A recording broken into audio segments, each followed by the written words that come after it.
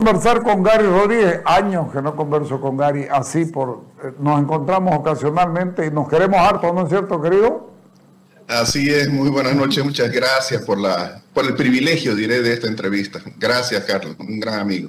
Gary, yo te decía, y lo voy a repetir en público, vos sos una persona muy coherente. Vos estás por la libertad, me está haciendo mucho eco. Vos estás con la libertad de empresa, estás con la libertad de exportación, estás con la libre economía, pero en ningún caso tenés una intención de, ¿sabes qué? Salvémonos ahorita, no importa lo que venga después. Si el gobierno se frega, no me importa, salvemos el sector empresarial. Vos sos de los que entiende el todo, el conjunto, el universo de las cosas. Estamos mal, Gary. Mira, Carlos, nosotros en la institución, Sí. en el ICSE, donde yo trabajo, tenemos un eslogan, un pensamiento que está dentro de nuestro estatuto.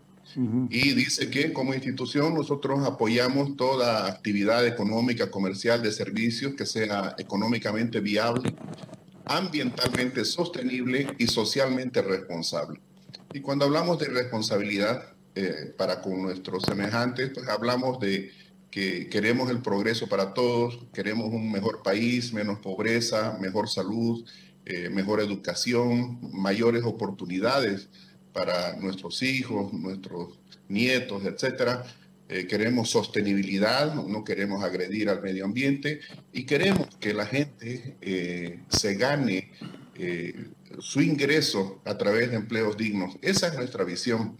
Definitivamente, como persona, en lo particular, me preocupa mucho lo que estoy viendo en el país, lo que he visto durante tanto tiempo, pero que no deja de acontecer, que no haya una reconciliación, que no haya una perspectiva, que no haya una visión común y que sigamos en las confrontaciones internas, ¿no? La verdad que me preocupa mucho porque no es la forma de hacer país y no es la forma de progresar entre las regiones y como una nación que se supone que debería ser considerado como una familia, ¿no? Con diversos en su interior.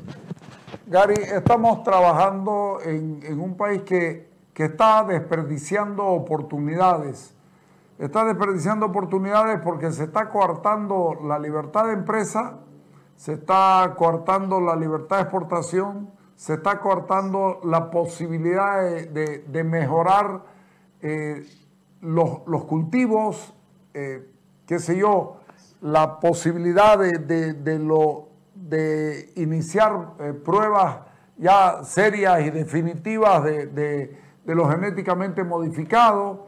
Es decir, son una detrás de otra, y vos que trabajás en el rubro de la exportación, vos ves que nos vamos quedando porque además que tenemos 1000 kilómetros por carreteras que no siempre están expeditas, tenemos un montón de problemas.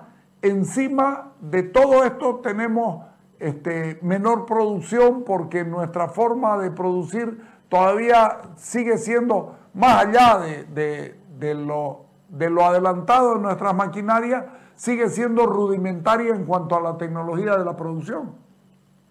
Así es, vivimos en un mundo global y quisiéramos que todos lo entendieran así, que el éxito de la exportación tiene que ver con la productividad, tiene que ver con la competitividad. En derredor nuestro hay muchos oferentes que nos sacan ventaja por escala, por rendimiento, por menores costos de producción y claramente alguien dijo que las exportaciones son el sueldo del país. Entonces, en la medida que esas exportaciones no mejoren, en la medida que la producción no aumente, el sueldo del país no va a mejorar y no va a haber mayores ingresos.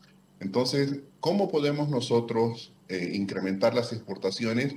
Utilizando la ciencia y la tecnología, por ejemplo, en este rubro tan importante como es el agroalimentario. Hay tantas posibilidades de desarrollo a cortísimo plazo.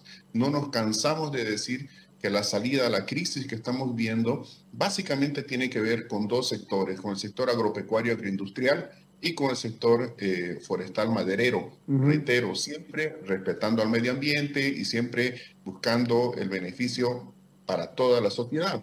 De tal manera que cerrarse a la ciencia, a la tecnología, es prácticamente darle la espalda, no al futuro, sino al presente, porque en derredor nuestro los países, los productores nos están sacando mucha ventaja. Yo te doy un dato.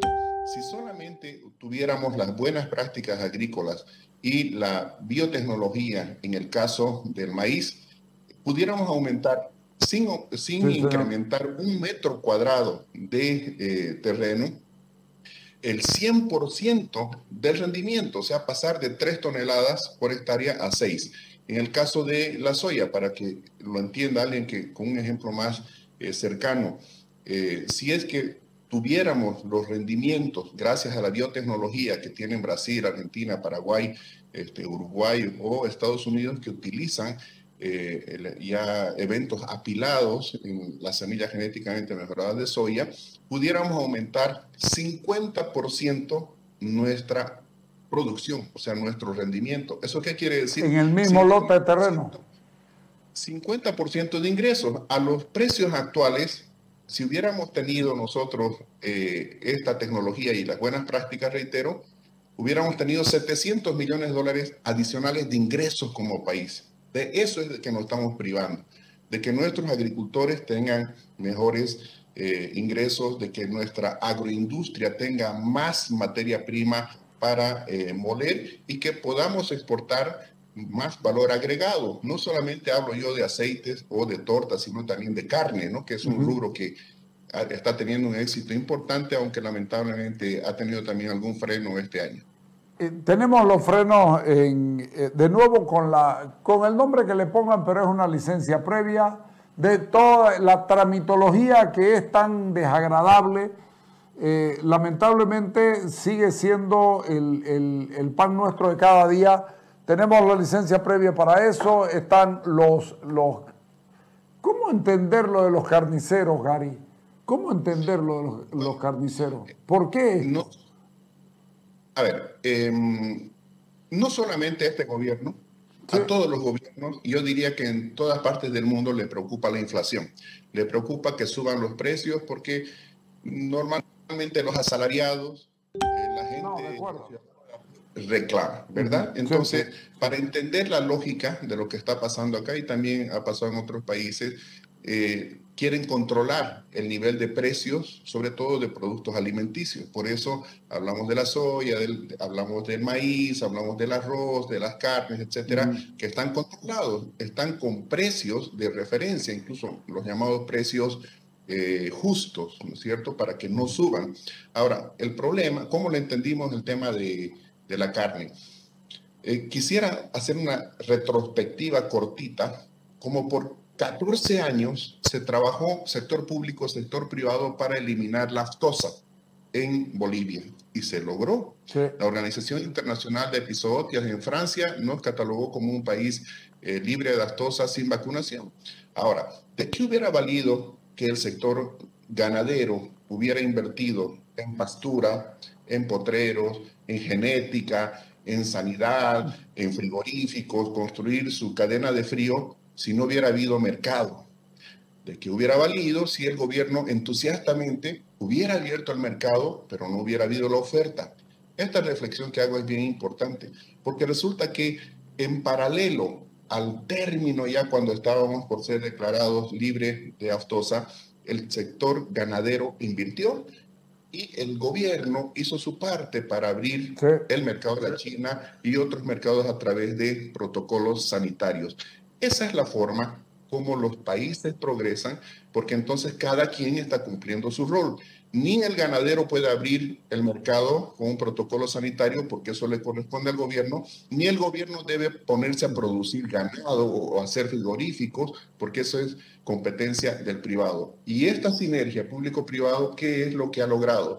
Que entre el año 2005, datos oficiales, y el 2020, aún en pandemia, el volumen de exportación de carne en el país creció 1.300% y el valor de la exportación creció más de 3.000%. ¿Ok? Pasamos de como 5 millones, a exportar el año pasado 70 millones, Y no, casi 17.000 toneladas. y no faltó carne nunca. No faltó carne nunca, eso es lo importante. Ahora, ¿qué ocurrió este año? Que lamentablemente, y esa es la conclusión a la que llegamos, la intermediación carne. La especulación no se dio en los carniceros del mercado ni en los productores ganaderos. Porque si hay alguien que está preocupado porque no falte en el mercado interno es el ganadero. Este es su principal mercado. Y el saldo va para la exportación. Además que hay un programa, digamos, de crecimiento, de inversión hacia adelante. Entonces no van a poner en vilo inversiones cuantiosas que han hecho, pero además los mercados que han costado tanto conseguirlos. Entonces aquí hubo un problema de intermediación que fue identificado y que lamentablemente fue achacado un posible desabastecimiento, subida de precio al sector ganadero, pero en la práctica no fue así.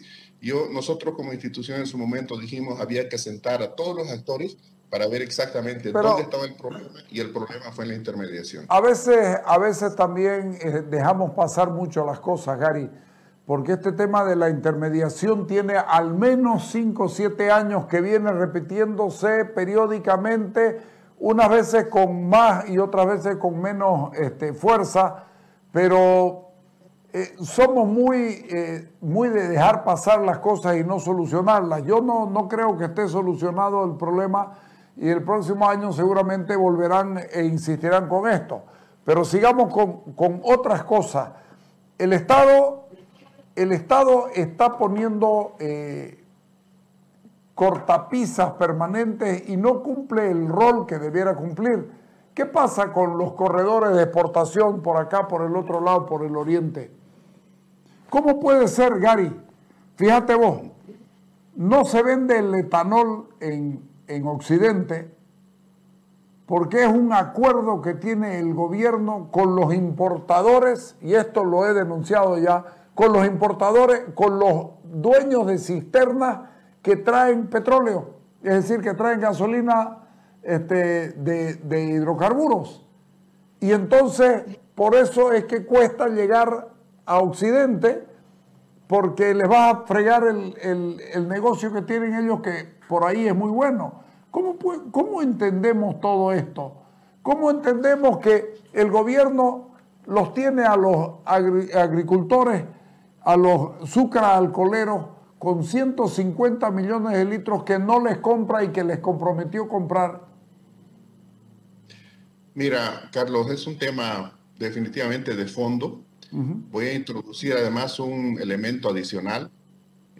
Bolivia, estos son datos oficiales, sí.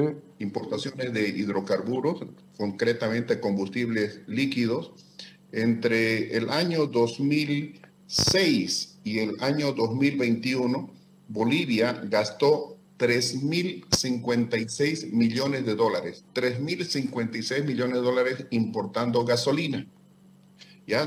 El año pasado con crisis y todo, gastamos 158. El anteaño pasado, 570 millones de dólares. Entonces, esto de aquí es fuga de divisas. Esto de aquí no le hace bien a las reservas internacionales. Si vamos a tener la misma lógica para el caso del diésel, entre el año 2006 y el 2021 hasta ahora, hemos gastado casi 10.000 millones de dólares trayendo diésel. ¿Ya? Nosotros aplaudimos que en el año 2018 saliera una ley de aditivos vegetales, como aplaudimos también este año que el gobierno anuncie que va a empezar a producir biodiesel. Tú estás en lo correcto cuando dices que la agroindustria ha invertido y decenas de millones de dólares para producir bioetanol, sí. ¿No? El tema es de que en un momento determinado se dijo que Yacimientos no tenía capacidad de almacenamiento de ese producto. Bueno, las empresas han ampliado su capacidad de almacenamiento, sí, para que no haya esta dificultad. Creo, bueno, lo que me comentas, no lo conocía de esta situación de los transportistas, etcétera, pero sí me preocupa que por una parte el gobierno saca el decreto 4424 y crea el programa Sí Bolivia, Sí. en sustitución de importaciones, que también lo hemos aplaudido nosotros, porque lo que necesitamos ahorita como país es ahorrar divisas y aumentar divisas. Claro. Ahorramos divisas importando menos, aumentamos el ingreso de divisas exportando más y con eso las reservas del país no se vienen abajo. Y con eso nos olvidamos de devaluar el día de mañana, que obviamente eso haría mucho daño a la economía. Pero estos dos productos son los principales que compramos del mundo. O sea, podemos sustituir algunas otras líneas, pero esto debería merecer una atención a fondo por parte del gobierno. Gary, exportar es lo más difícil del mundo porque no es que podés exportar lo que te dé la gana. Tenés que exportar sometiéndote al requerimiento del que te compra. Nosotros queremos soya en esta calidad, no queremos calidad inferior. Queremos esto con esto, queremos lo que usted tenga para exportarlo, lo queremos bajo estos parámetros. Es todo un proceso de adaptación. ¿Y sabes qué? Lo que les cuesta porque en muchos casos estamos, y en esto me vas a dar la razón, estamos en el asunto de la traslación de una generación de viejos agricultores y de viejos ganaderos con sus hijos. Y ya los hijos vienen con mentalidades nuevas y todavía se impone a ratos la mano del padre y la mano del hombre viejo que cree que por su experiencia puede sustituir absolutamente cualquier cosa. Y no te preocupes, hijo, yo llamo por teléfono. Ya no existe el yo llamo por teléfono en exportaciones, ¿no?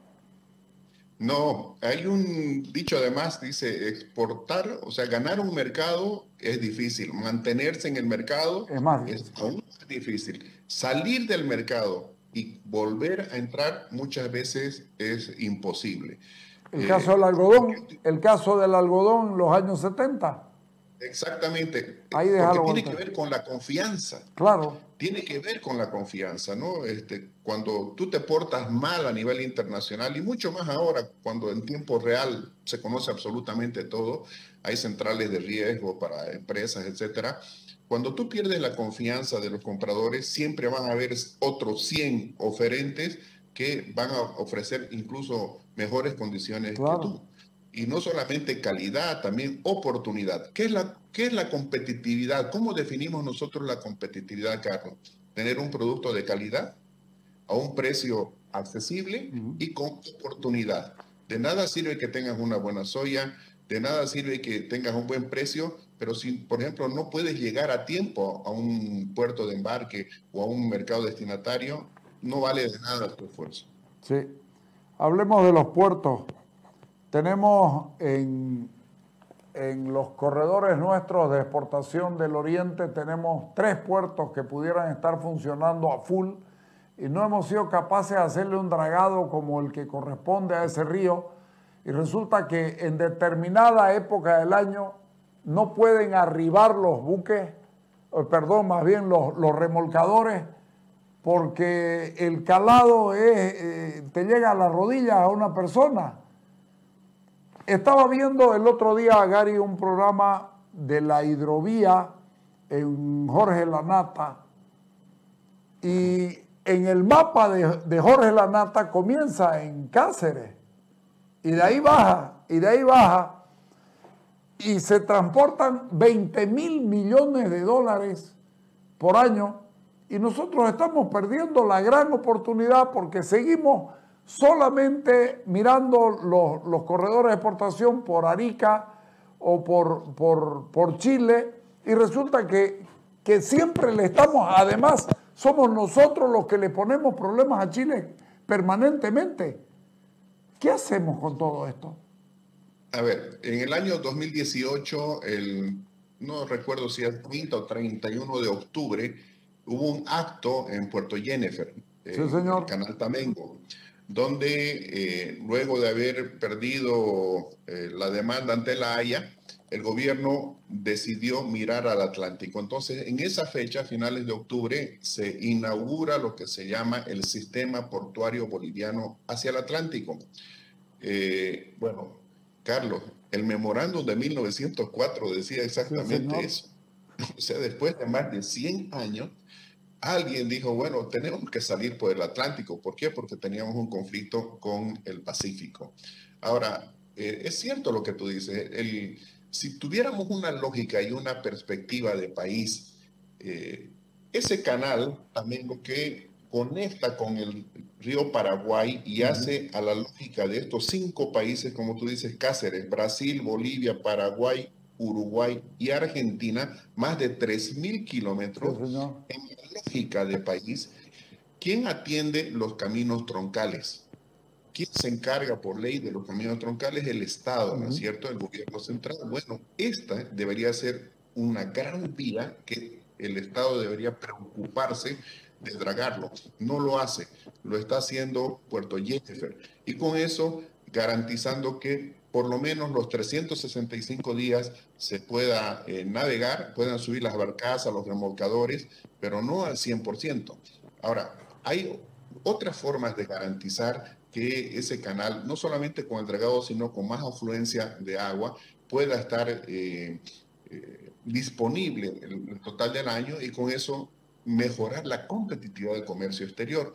Incluso el día de mañana competir, ¿no? Ya así, en estas condiciones, Carlos, en estas condiciones, traer mercadería por el Océano Atlántico es más económico e implica menos tiempo. Pero claro, cuando tienes un calado de 70 centímetros, no es posible, ¿no? Entonces, si el Estado se sumara a esta causa, y nosotros como institución, yo he tenido la oportunidad de hablar con Cancillería, de hecho está en nuestra hoja de ruta con ellos, es de que trabajemos para convertir la hidrovía Paraguay-Paraná en un gran corredor fluvial de integración. A eso deberíamos aspirar, que esta hidrovía sea lo que es el Mississippi en Estados Unidos o el Rin en Europa, un canal de navegación permanente. Pero eso exige el concurso del Estado porque es mucho dinero lo que ya, particularmente reitero, un puerto que es Puerto Jennifer ha invertido para efectos de dragado. Gary, la última. La economía va a mejorar como dicen, porque nos están dando cifras, pero uno mira a la calle y la pospandemia nos ha dejado realmente mal. Uno mira los negocios cerrados, uno mira, o sea, la microeconomía y la economía del día a día está en problemas. ¿Vos crees que los números van a reflejar la realidad? Primero me gustaría referirme a una columna que escribí, no sé si la leíste, se llamaba El vaso medio lleno o medio vacío. Sí. Las cifras que da el gobierno, Carlos, son reales, pero depende cómo las leyes, ¿no? Por ejemplo, el índice global de actividad económica hasta el mes de abril dice que la economía creció 5,3%. CEPAL, que se supone es un organismo externo, nos pronostica un crecimiento del 5,1% para este año. El Fondo Monetario, 5%. Banco Mundial, 4,7%. Y el gobierno dice, vamos a crecer 4,4%. O sea, el menor pronóstico es 4,4%. Pero veamos lo que dice la CEPAL, el más optimista.